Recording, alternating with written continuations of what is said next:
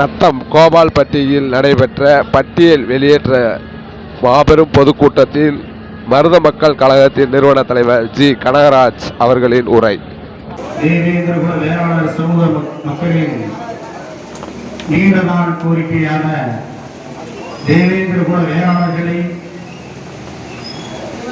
SC பட்டியல் பிரிவில் இருந்து நீக்க வலியுறுத்தியும் நமது தொப்புள் கொடி உறவான இஸ்லாம் சமூகத்தினுடைய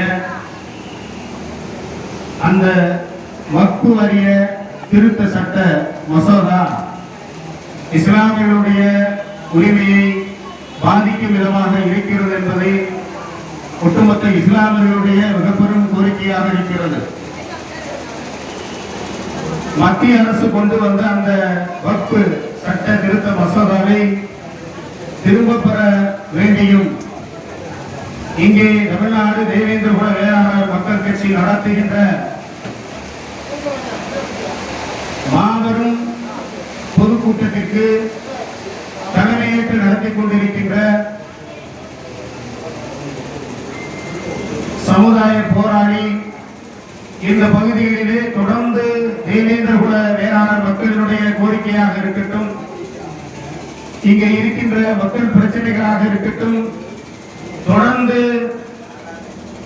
ஆர்ப்பாட்டம் போராட்டம் என்று பல புரட்சிகளை செய்து கொண்டிருக்கின்ற எனது அருமை சகோதரர் தேவேந்திரகுல வேளாளர் மக்கள் கட்சியினுடைய தலைவர் விஷ்ணு முருகேச பாண்டியன் அவர்களே, இங்கே கலந்து கொண்டு சிறப்பித்துக் கொண்டிருக்கின்ற இஸ்லாமியர்களும் தேவேந்திரர்களும் தொப்புள் கொடி உறவுகள். இஸ்லாமியர்களுக்கும் தேவேந்திரர்களுக்கும் உள்ள உறவு என்பது சாதாரண உறவு கிடையாது. இஸ்லாமியர்களும் தேவேந்திரர்களும் இணைந்தால் இந்த தமிழ்நாட்டிலே மிகப்பெரிய ஒரு மாற்றத்தை உருவாக்க முடியும், அரசியல் மாற்றத்தை உருவாக்க முடியும் என்று சொல்லி முழக்கமிட்டவர் தான் ஐயா பழனி பாபா அவர்கள் என்பதை யாரும் மறக்க முடியாது. அவருடைய உரை அதுதான். மிகப்பெரும் சமூகம் இன்றைக்கு தேவேந்திரகுல வேளாளர் சமுதாயம் தங்களுடைய ஆளுமை அறியாமல் இந்த சமூகம் இருந்து கொண்டிருக்கிறது என்று சொல்லி அன்றே முழக்கமிட்டு மறைந்த பழனி பாபா அவர்களுடைய பணியை தற்பொழுது மீண்டும் இஸ்லாமியர் தேவேந்திரர்களுக்கான உறவை நான் வலுப்படுத்துவேன் என்று சொல்லி நாம் நம்மளுடைய கூட்டங்களுக்கெல்லாம் தொடர்ந்து கலந்து கொண்டிருக்கின்ற சகோதரி பழனி பாபா மாணவி தமிழ்நாடு மண்ணுரிமை கட்சியினுடைய பொருளாளர் அன்பு சகோதரி சாலிம் பாத்திமா அவர்களே, மற்றும் இந்த நத்தம் தொகுதி பொருளாளர் ஷேக் இமாம் அவர்களே, மற்றும் தேவேந்திரகுல வேளாளர் மக்கள் கட்சியை சேர்ந்த மேற்கு மாவட்ட தலைவர் பிரேம்குமார் அவர்களே, கிழக்கு மாவட்ட தலைவர் அழகுசாமி அவர்களே, கிழக்கு மாவட்ட செயலாளர் ஆட்டோ கணேசன் அவர்களே, திருச்சி மாவட்ட தலைவர் கண்ணதாசன் அவர்களே, மற்றும் தேவேந்திரகுல வேளாளர் பாதுகாப்பு இயக்கத்தினுடைய நிறுவன தலைவர் அன்பு சகோதரர் சாமிநாதன் அவர்களே, மருத மக்கள் கழகத்தினுடைய மாநில விவசாய அணி செயலாளர் இதற்கு முன்பாக தன்னுடைய உரையை பதிவு செய்து அமர்ந்திருக்கின்ற கேசி ரவிவர்மா அவர்களே, மற்றும் மருத மக்கள் கழகத்தினுடைய மாவட்ட செயலாளர் மற்றும் மாவட்ட தலைவர் அவர்களே, இங்கே நடந்து கொண்டிருக்கின்ற இந்த நிகழ்ச்சியை தமிழகமெங்கும் ஒளிப்பதிவு செய்து கொண்டிருக்கின்ற மூவேந்தர் மீடியா தினேஷ் அவர்களே, டிகேவி மீடியா அறிவிச்சவர் ராஜா அவர்களே, அனுமதி வழங்கிய காவல்துறை அவர்களே, உளவுத்துறை அவர்களே, உங்கள் அனைவருக்கும் நான் சார்ந்து இருக்கின்ற மருதம் மக்கள் கழகத்தின் சார்பாக நான் பணிவான வணக்கத்தினை தெரிவித்துக் கொள்கிறேன். இந்த வேலையை எப்படி பார்க்க முடிகிறது என்று சொன்னால், தேவேந்திரகுல வேளாளர் சமுதாய மக்களுடைய நீண்ட நாள் கோரிக்கையான பட்டியல் வெளியேற்றமும் விகிதாச்சார அடிப்படையில் இடஒதுக்கீடு வழங்கும் என்ற கோரிக்கைக்கு முழக்கமிட இஸ்லாம் சகோதரர்களும் இஸ்லாம் மக்களுக்கு எதிரான இந்த வக்ஃபு சட்ட திருத்த மசோதாவை மத்திய அரசு திரும்ப பெற வேண்டும் என்று முழக்கமிட தேவேந்திரகுல வேளாளர் மக்கள் கட்சியோடு இங்கே இருந்து கொண்டிருக்கின்ற மருத மக்கள் கழகம் போன்ற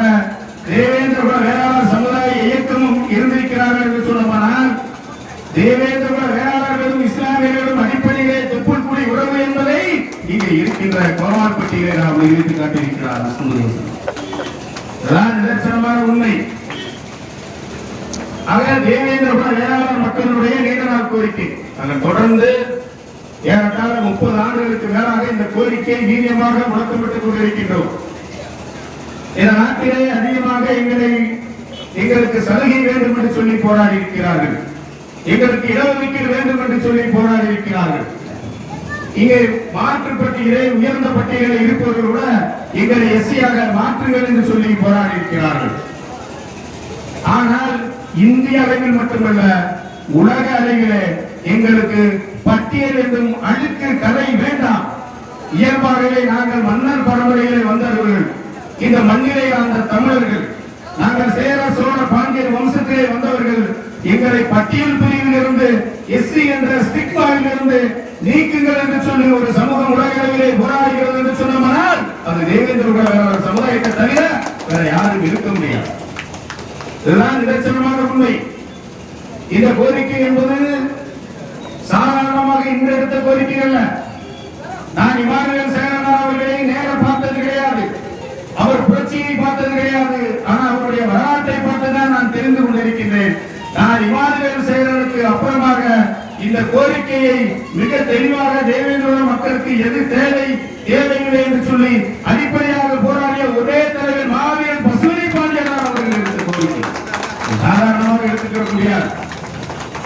புரட்சியாளர் வாழ்நாள் முழுவதும் தமிழ் தேசியத்திற்காக, அவர் தேவேந்திர குலவேளாளருக்காக மட்டும் மாவீரன் பசுமணி பாண்டியன் போராடவில்லை. இந்த மண்ணிலே தேவேந்திரனாக பிறந்தார் என்பதற்காக, அவர் தேவேந்திரன் என்று சொல்லி அடையாளப்படுத்தி வைத்திருக்கிறார். மாவீரன் பசுமணி பாண்டியன் அவர்கள் தேவேந்திர குல வேளாளர் மக்களுக்காக மட்டும் போராடி கிடையாது. அன்றைக்கு பசுமணி பாண்டியருடன் இஸ்லாமிய சமுதாய மக்கள் அதிகமாக இருந்திருக்கிறார்கள். இஸ்லாமியர்களுக்கு ஒன்றென்றார் பசுமணி பாண்டியன் அவர்கள் குரல் கொடுத்தார். அப்பேற்பட்ட தமிழ் தேசிய போராடிதான் மாவீரன் பசுமணி பாண்டியனார் என்பதை நான் நினைவுபடுத்துகிறேன்.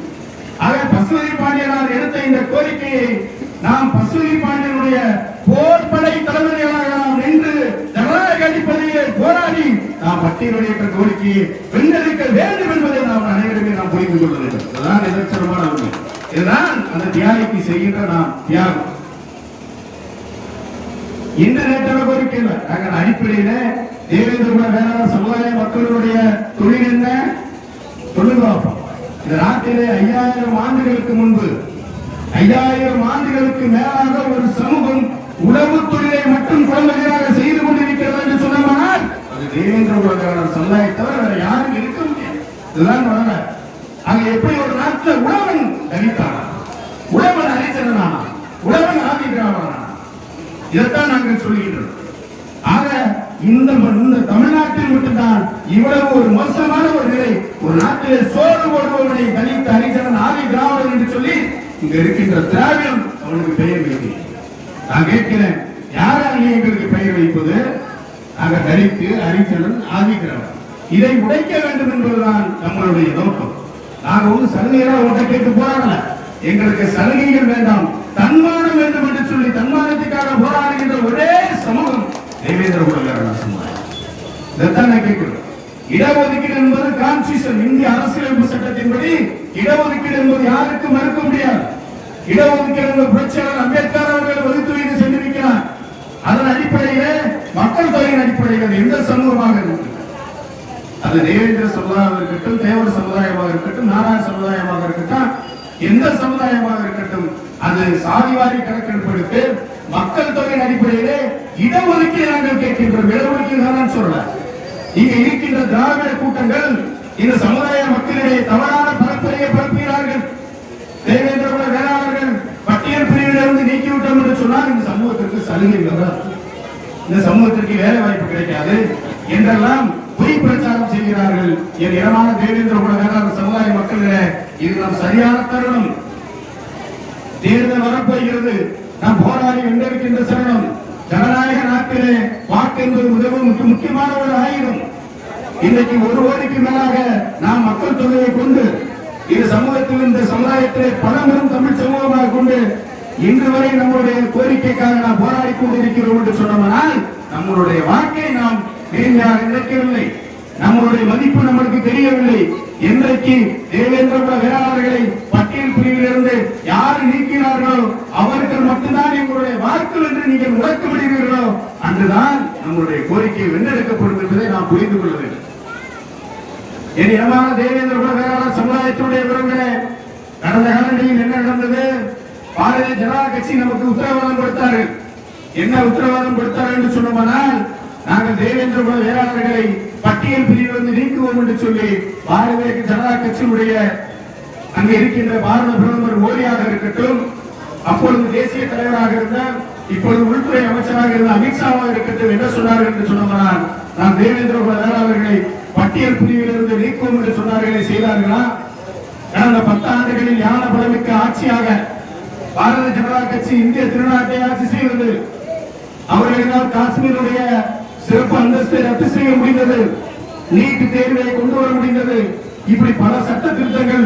இந்த சட்டங்கள் எல்லாம் சாதாரண விஷயம் அல்ல, அனைவரும் எதிர்த்த சட்டங்கள். அது நீட் தேர்வுக்கு ஒட்டுமொத்த தமிழையுமே எதிர்த்தது. அதை அவர்களால் கொண்டு வர முடிந்தது. இப்ப வக்பு சட்ட திருத்தம் யாரு கேட்டார்களா? எந்த இஸ்லாமியர்கள் வக்பு சட்ட திருத்தத்தை நீங்கள் திருத்தம் பண்ணுங்க, அமெண்ட்மென்ட் பண்ணுங்கன்னு சொல்லி யாரும் கேட்டார்களா? எதையுமே கேட்காமல் மக்களுக்கு எதிராக இருக்கின்ற சட்ட திருத்தத்தை செய்ய முடிந்த பாரதிய ஜனதா கட்சி தொடர்ந்து ஒரு 10-20 ஆண்டுகளாக முடக்கமிட்டுக் கொண்டிருக்கின்ற தேவேந்திர குல வேளாளர்களுடைய பட்டியலில் இருந்து மட்டும் ஏன் செய்ய மறுக்கிறார்கள் என்பதை நாம் புரிந்து கொள்ள வேண்டும். நாங்கள் பாரதிய ஜனதா கட்சியை நாங்கள் வலியுறுத்துகின்றோம். நீங்கள் பட்டியல் வெளியேற்றம் கொடுப்பது என்ற உத்தரவாதத்தின் அடிப்படையில் தான் இந்த தமிழகத்திலே தொடர்ந்து தேவேந்திர குல வேளாளர் சமுதாய மக்கள் அணியணியாக உங்கள் கட்சிக்கு ஆதரவு கொடுத்தார்கள். கடந்த காலங்களிலே வாக்களித்தார்கள். இனி வரக்கூடிய காலங்களில் நீங்கள் செய்யவில்லை என்று சொன்னால் எத்தனை கொடிமரம் பாரதிய ஜனதா கட்சி தேவேந்திரனுடைய ஊரில் ஏறியதோ அத்தனை கொடிமரத்தையும் இறக்குகின்ற நிலையை உருவாக்குகின்ற வரலாற்றை படைப்பது என்பதை நான் யாருக்கும் சாதா போன்ற சமூகம் கிடையாது. எங்களுடைய கோரிக்கையை பற்றி பேசினால் நாங்கள் புகழ்வோம், உங்களுக்கு வரவேற்பு கொடுப்போம், அதே நேரத்தில் உங்களை ஆதரிப்போம், ஆட்சி அதிகாரங்களிலே அமர வைப்போம். ஆனால் எங்களுக்கு எதிராக நீங்கள் செய்கிறீர்கள் என்று சொன்னமானால் இந்த மண்ணை, இந்த தமிழ்நாட்டிலே மண்ணை கூட எடுக்க முடியாது என்ற ஒரு வரலாற்றை உருவாக்குவோம் தேவேந்திர குல வேளாளர் சமுதாய மக்கள் என்பதையும் நாங்கள் பதிவு செய்தோம். இதுதான் நிதர்சனமான உண்மை. இங்க திராவிட மாடல் அரசு என்று சொல்கிறார்கள். என்ன திராவிட மாடல் அரசு? தமிழ்நாட்டிலே எங்கு போனாலும் கனிம வள கொள்ளை, எங்கு பார்த்தாலும் இன்றைக்கு முதலெல்லாம் சாராயம் கடைகள் தான் விற்கும். இன்றைக்கு வீடுகளிலே தெரு தெருவாக இருக்கின்ற நிலை ஏற்படுகிறது. இன்றைக்கு அப்பாவி மக்கள் எல்லாம் பாதிக்கப்பட்டுக் கொண்டிருக்கிறார்கள். இதுதான் இந்த திராவிட மாடலுடைய அரசு. அதோடு மட்டுமல்ல, அது கொடியங்குள கலவரமாக இருக்கட்டும், கோடி மீனாட்சியோட கலவரமாக இருக்கட்டும், மாவீரன் பசுதி பாண்டியனுடைய மரணமாக இருக்கட்டும், இப்படி தொடர்ந்து பல படுகொலைகளும் பல செயல்களும் இங்க இருக்கின்ற திராவிட ஆட்சியில தான் இங்கே நடந்திருக்கு. திராவிட அரசு மாடல் அரசு சொல்லுவதால் இந்த மக்களை ஏமாற்றுவது. நான் கேட்கின்றேன், இங்க திமுக ஆட்சிக்கு வருவதற்கு முன்பாக என்ன செய்தார்கள்? 10 ஆண்டுகளுக்கு மேலாக சிறையில் இருக்கின்ற இஸ்லாமியர்களை விடுவிப்போம் என்று சொன்னார்கள். செய்தார்களா? நான் கேட்கிறேன். இஸ்லாம் சிறைவாசிகளை விடுவிப்போம் என்று தானே சொன்னார்கள்.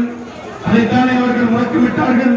ஆக தொடர்ந்து நாங்கள் சிறுபான்மையினருக்கு பாதுகாக்கின்றோம், சிறுபான்மையினருக்கு துணை இருக்கிறோம் என்று சொல்லி இங்க இருக்கின்ற திராவிட அரசு தொடர்ந்து இங்க இருக்கின்ற சிறுபான்மையினரையும் ஏமாற்றிக் கொண்டிருக்கிறது. தேர்தல் காலங்களிலே இவர்கள் ஏதாவது ஒன்று சொல்லி அப்பாவி மக்களிடம் வாக்குகளை பெற்றுவிட்டு அது முடிந்ததுமே இந்த மக்களை கண்டுகொள்ளவில்லை. இதுதான் ஏராளமான இஸ்லாம் சமுதாய உறவுகளை நீங்களும் புரிந்து கொள்ள வேண்டும். உங்களை பாதுகாப்பது உங்களுடைய சமூக இயக்கங்கள் மட்டும்தான். இதுதான் உண்மையான விஷயம். நீங்க திமுகவுக்கு, திமுக கூட்டணியில் ஒரு சில இயக்கங்களுக்காக பின்பு செல்வது உங்களுக்கு நீங்களே புரிந்துள்ளதற்கு சமம் என்பதை நீங்கள் புரிந்து கொள்ளுங்கள். இதுதான் உண்மை. ஆக இனமான உறவுகளே, இன்றைக்கு மும்மொழி கொள்கை, இன்றைக்கு இருக்கின்ற அரசு மும்மொழி கொள்கையை கொண்டு வருவதற்கான பெரிய முயற்சியில் ஈடுபட்டுக் கொண்டிருக்கிறார்கள். நாம் இதுவரை எந்த கொள்கையை வைத்திருக்கின்றோம்? 20 கொள்கை. ஒரு நாட்டிலே அந்தந்த மாநிலத்திலே தாய்மொழி, இப்ப தமிழ்நாடு எடுத்துக்கொண்டோம் என்று சொன்னோம்னால் நம்முடைய தாய்மொழி என்பது தமிழ். தமிழ் என்பது சாதாரண மொழி கிடையாது. இன்றைக்கு மிகப்பெரிய பழமை வாய்ந்த மொழி. தமிழ் மொழியினுடைய உதவி இல்லாமல் எந்த மொழியும் இயங்காது. அப்பேற்பட்ட ஒரு சிறப்பு வாய்ந்த ஒரு மொழியை கொண்ட ஒரு இனம்தான் தமிழினம். ஆக நம்மளுடைய தாய்மொழி தமிழ். அதோடு மட்டுமல்லாமல் இன்றைக்கு இந்திய மொழியாக இந்தியை கொண்டு வர வேண்டும் என்று சொல்லி திணிக்கிறார்கள். ஆக இந்த திணிப்பை நாம் தொடர்ந்து எதிர்த்துக் கொண்டிருக்கின்றோம். இப்ப நேரம் கருதி தேவேந்திர குல வேளாளர்களை எஸ்சி பட்டியலிருந்து விடுவிக்கும் வரை நாங்கள் தொடர்ந்து போராடுவோம் என்று சொல்லி விட எழுவான் வீர தேவேந்திரன் வீழ்ந்து விட மாட்டான், வெற்றியை உறுதி செய்யும் வரை என்று சொல்லி வாய்ப்பளித்த அனைவருக்கும் நன்றி பாராட்டி நேரம் கருதி விடைபெறுகிறேன். தோழர்களே, வணக்கம்.